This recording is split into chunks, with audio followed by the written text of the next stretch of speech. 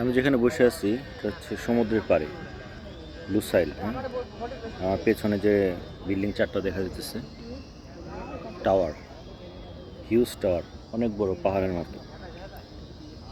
তো আমি আজকে কাতার আসছি প্রায় 28 দিন।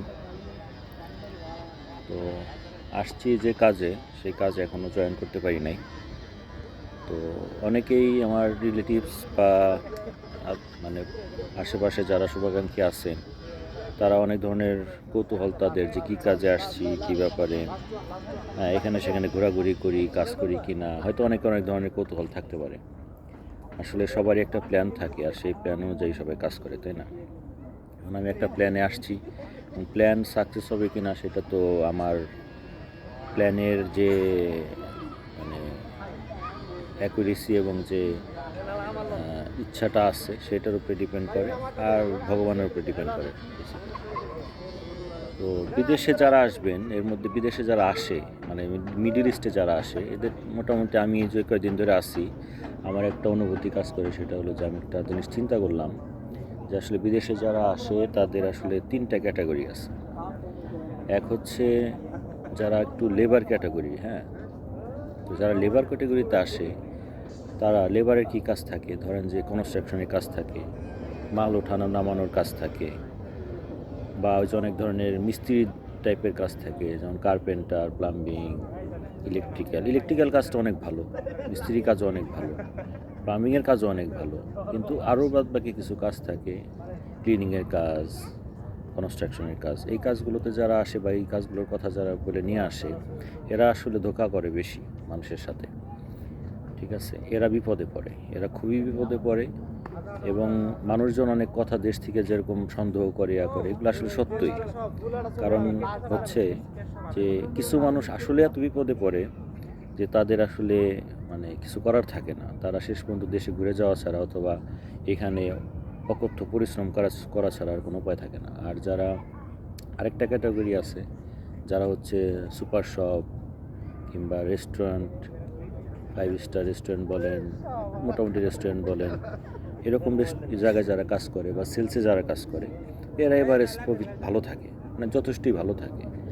আর যারা লেখাপড়া জানেন, হাইলি এডুকেটেড, তারা যেসব কাজগুলো করে সেটার তো কথাই নেই, তাদের বাংলাদেশের থেকেও এখানে ভালো লাইফ লিড করে, ঠিক আছে? তো সবাই যে আসলে বিদেশে খারাপ থাকে, যেমন কাতারে নাকি এখন ভিসা বন্ধ আছে, তো অনেকেই বলে কাতারে কাজ নাই, ভিসা বন্ধ আছে। তো এগুলো আসলে সত্য কথা, ভিসাও আপাতত বন্ধ আছে, কাজও নাই। কিন্তু এর মধ্যেও অনেক মানুষ অনেক ভালো আছে, যেমন আমার 2টা ভাই আছে, তারা প্রায় 8-10 বছর যাবৎ এখানে ফ্রি ভিসায় আছে, এবং তারা কোনো ফিক্সড কাজ করে না, তাদের বিভিন্ন কাজ করে, বেসিক্যালি মিস্ত্রি কাজগুলোই তারা বেশি করে, এবং তারা কিন্তু এখানে সাস্টেন করতেছে, তারা কিন্তু দেশে ঘুরে যেতেছে না, তার মানে তারা ভালো ইনকাম করতেছে। তো আসলে আপনি যে বিদেশে আসবে বা এই গালফে আসবে, আসলে ব্যাপারটা বেসিক্যালি তার উপরেই বেশি ডিপেন্ড করে আসলে সে এখানে মানায় নিতে পারবে কিনা, কিংবা তার কমিউনিকেশন স্কিল, তার ওয়ার্কিং স্কিল, এগুলোর উপরে আসলে অনেক কিছু ডিপেন্ড করে। যেমন আপনার কাতারে হিন্দি জানাটা জরুরি, ইংলিশটা হইলে পরে বেস্ট, হ্যাঁ, বাংলা তো আছেই। তো যে দেশে যেরকম হয়, তো এখানে আপনি যদি ভালো কাজ জানেন, স্মার্ট হন, আপনি ফ্রি ভিসায় আসেন, মালিক আপনার সাথে যোগাযোগ করুক আর না করুক, কিন্তু এখানে একটা জিনিস কি, আপনার এখানে কিউআইডি যে জিনিসটা আছে, মানে কাতারিয়ান আইডি, এটাকে বাংলাদেশের মানুষ মিডল ইস্ট বলতে এটাকে বোঝা হচ্ছে কি জানো, সৌদিদের দেয় আকামা। তো এখানে কাতারে বলে হচ্ছে আপনার কিউআইডি। এই কিউআইডিটা অনেক জরুরি, এটা আপনাকে নিতেই হবে। সেটা পারবে একমাত্র আপনার মুদির বলতে যে আপনাকে এখানে আনে, যে কোম্পানিতে আসেন, যার স্পন্সর আসেন, সে আপনার মুদির। তো সেই মুদির আপনাকে অবশ্যই কিউআইডি করে দিতে হবে। আর কাতারের কিউআইডি করতে সর্বোচ্চ 1 সপ্তাহ সময় লাগে যদি অ্যাপ্লাই করার পরে, ঠিক আছে? তো এই কিউআইডিটা আপনি নিতে পারলে তখন আপনার কাজ নিয়ে চিন্তা, মানে যদি আপনি স্মার্ট হন, কমিউনিকেটিভ হন, সবার সাথে মিশতে পারেন, ঘরে বসে না থেকে, রুমে বসে না থেকে আপনাকে মানুষের সাথে মিশতে হবে, বিভিন্ন জায়গায় যাইতে হবে। যদি যাইতে পারেন, মিশতে পারেন, তাহলে আপনি অবশ্যই কোনো না কোনো কাজে আপনি জয়েন করতে পারবেন। সেটা হয়তো 1-1.5 মাস 2 মাস দেরি হতে পারে, কিন্তু মানে ব্যাপারটা হচ্ছে যে বাড়িতে বেকার বসে না থাকে, ওইখানে আপনি অনিশ্চয়তা না থেকে যদি কোনো সুযোগ থাকে প্রবাসে আসতে পারেন। এখানে আসলে আপনার যোগ্যতায় আপনাকে দাঁড়াইতে সাহায্য করবে, আর কিছুই না। মানে কে কী বললো না বললো এটা আসলে ইম্পর্টেন্ট না, ঠিক আছে?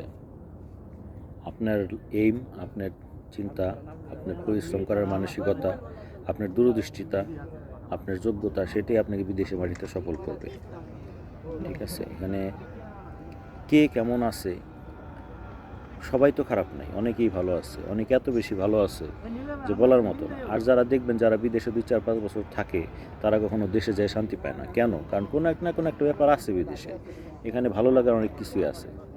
আর যারা শিক্ষিত তাদের বলবো যে আপনারা ফ্যামিলি নিয়ে মুভ করার চিন্তা করবেন, হ্যাঁ। তো সেটাই হবে, মানে বিদেশ করার জন্য সেটাই ভালো। আর যারা মানে বাড়িতে চালচুলা নাই, অনেক দরিদ্র মানুষ বিদেশে আসবেন কোনোভাবেই, যে কোনো পারপাসে, তাদের আসলে চিন্তা থাকবে যে এখান থেকে যত কম সময়ে যত টাকা আর্ন করে নিয়ে দেশে চলে যাওয়া যায়।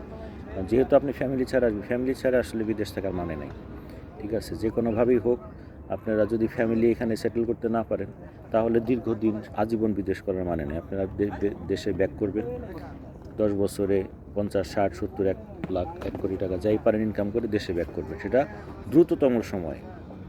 এখানে বছরের পর বছর, 10 বছর, 20 বছর, 30 বছর বিদেশ করার মধ্যে আমি কিছু দেখি না। আসলে এটা মেনেও নেওয়া যায় না। একটা ফ্যামিলি রেখে, ফ্যামিলি বাদ দিয়ে, ওয়াইফ, মা বাবা, সন্তান, এগুলো বাদ দিয়ে আসলে বিদেশ করার মানে নাই, ঠিক আছে? তো যার যেমন চাহিদা সেই চাহিদাটা দ্রুত পূরণ করে আবার দেশে ব্যাক করবেন। আর যারা চিন্তা করেন যে না আমি বিদেশ প্রবাস করব বা এখান থেকে আমি ভালো লাইফ লিড করবো, আমি ফ্যামিলি নিয়ে আবার আমি এখানে সেটেল হব, তারা এখানে পৃথিবীর যে কোনো দেশে আসতে পারেন। আসলে বাংলাদেশের যে সার্বিক পরিস্থিতি, সেখানে আসলে আমি যেখানে আছি কাতার, আমি তো আর বিভিন্ন দেশ ঘুরি নাই, মানে আসলে এর থেকেও ভালো আছে, আরও ভালো আছে, আরও ভালো। ইউরোপ আমেরিকা যত পশ্চিমে যাবেন তত ভালো। তো আমরা আসলে অনেক মানে ন্যূনতম লাইফ লিড করি, ঠিক আছে? আমাদের মানে মাঝে মাঝে মনে হয় যে লাইফ লিডের যদি একটি স্কেল করা যায় তাহলে আমরা হচ্ছে সবচেয়ে লোয়ার ক্লাস, ঠিক আছে? মানে আমাদের লাইফের আসলে তেলাপোকার জীবন আমার কাছে মনে হয় যে আমরা তেলাপোকার লাইফ লিড করি। তো যে কারণে ভালো জীবনের জন্য অবশ্যই আপনারা এই দিকে মুভ করেন। বাংলাদেশ চেঞ্জ হবে, ভালো হবে, হ্যাঁ। জীবন তো আর থেমে থাকবে না, তাই না? জীবন তো এখন মানুষের একটাই লাইফ। তো আপনি ওই কবে বাংলাদেশের পরিবর্তন হবে, বাংলাদেশের রাস্তাঘাটে মানুষ মারা যায়, হ্যাঁ, মানুষের লাইফে নিশ্চয়তা নাই, এগুলো আসলে খুবই মানে দুঃখজনক ব্যাপার, ঠিক আছে? তো মানে চুরি ডাকাতি, এই যে আমি কাতারে এখানে আসছি, কোনো চিন্তাই কোনো কিচ্ছু, মানে এত বেশি সিকিউরিটি, মানে এগুলো উপায়ই নাই। একটু আগে যখন আমরা 6-7 জন আসছি, একজন ছবি তুলতেছিল, তো পাশ থেকে একজন এসে বলতেছে যে মানে ছবি তোলা যাবে না, পারমিশন ছাড়া, মানে সাথে সাথে কমপ্লিট করে ফেলছে।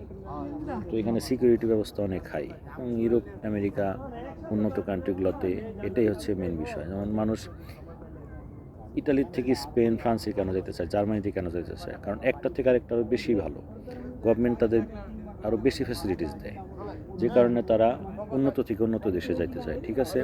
আরেকদিন আবার কথা হবে, সবাই চলে যেতেছে, নেক্সট আবার দেখা হবে। ভালো থাকবেন সবাই, বাই।